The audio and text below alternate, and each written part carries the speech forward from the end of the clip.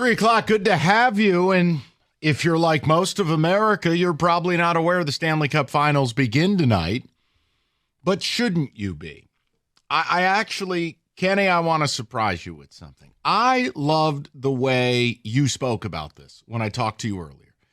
If you don't mind, I would like you to present it exactly the way you presented it to me, because I think the people, it will resonate. You brought up a point that I couldn't argue. And I went, why is it this way? And then my secondary olive branches of the topic are just that. They're secondary. But listen to what he's saying and think about this. So last week, what did we talk about? We talked about the NHL ratings being down. I think it was, what was it, like 20%, something like that? 25. 25%, and that's in the playoffs, right? So now we're going to the Stanley Cup Final. You have the best player, maybe ever, one of the best players ever, for sure, in Connor McDavid. Best player in the sport that we've seen in decades. And he's going to be in the biggest series of the year, and ratings are down. Why is that? Can you explain it to me like I'm five? Sell me this pen. What's the reason that ratings could possibly be down for the what I believe to be the best playoffs in sports? And that's me being a hockey guy. I can fully cop to that. But best player in the world, most important series in the sport, and ratings are down. Can you explain to me why? Rico Beer. Because you have the same reaction I do when I talked to him earlier. I go, I don't get it. Kenny, because your sport doesn't know how to sell itself. You had the world watching for the Four Nations. And how did you follow that up? You didn't. And that's another thing. And I'm glad you brought that up, Rico. I am glad. You Kenny. are a beautiful man. Here's why I'm glad you brought that up. Because you had non-hockey fans obsessed with the Four Nations. It was super entertaining. That one drew massive ratings, and now ratings are down after that. Kenny, let me help you out with this. So that was the same weekend. I took the trip out to L.A., visiting with some friends. We go to the bar. That was the Founders Summit. That was the Founders Summit, yes. Yes. Except for there was no founders, just some friends. And we want to watch the MSU-Illinois game in L.A., and the bar owner is like, I don't know what to do. We got the Four Nations on. So all the TVs are. So we had to beg him to give us a side TV so we could watch that. That's how big it was in LA that everybody wanted to watch this sport. Everybody's rooting USA. Kenny, that's a problem. Another problem, I think, is what's wrong with it is you have hockey in places it shouldn't be. Yeah. I don't mean to sound like that guy, but you should have hockey.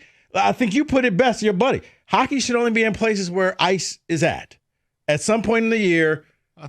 No, Mike. But it's because people in Florida. Do they really care about ice hockey? I don't know. When you think ice hockey, I don't know, man. When you think ice hockey, do you think, you know what? My God, let's think Las Vegas. All I know is when I think Stanley Cup, I think Lightning and Panthers. Yeah, kind of. Okay. I don't know, man. I'm just telling you. Look, here's the question. The greatest player, look, Pat Caputo knows more about hockey than maybe anybody.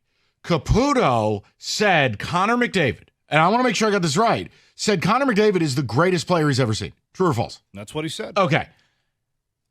If that doesn't get you to watch hockey, what keeps you away? Why will you not wrap your arms around this? Look, I admit this. I'm rooting for Connor McDavid. I want him to win a Stanley Cup. Why? Because he's the greatest player without a title. Yeah. And I think he's too good to not have one. Now, here's the problem. People like Rieger will yell at me, well, it'll break Canada's streak of I'm not winning one in the last 32 years. I don't care. You can't count Rieger. Okay. Well, Connor McDavid, I think when you have that level last year. Yeah, I mean, you're right. You felt bad. But it goes back to, once again, Mike, the NHL doesn't showcase him. Like, you know who Shohei Ohtani is. Major League Baseball makes sure you know what he looks like. So what is the issue? If I ask you the question, what is the issue where hockey has the greatest player to ever play the sport? You are, in essence, watching Wayne Gretzky, prime, now. Not 1985, now. And the ratings are in the toilet. And, hey, guess what? Doug and Scott got more calls about effing cheese. Cheese! Not a player nicknamed Cheese.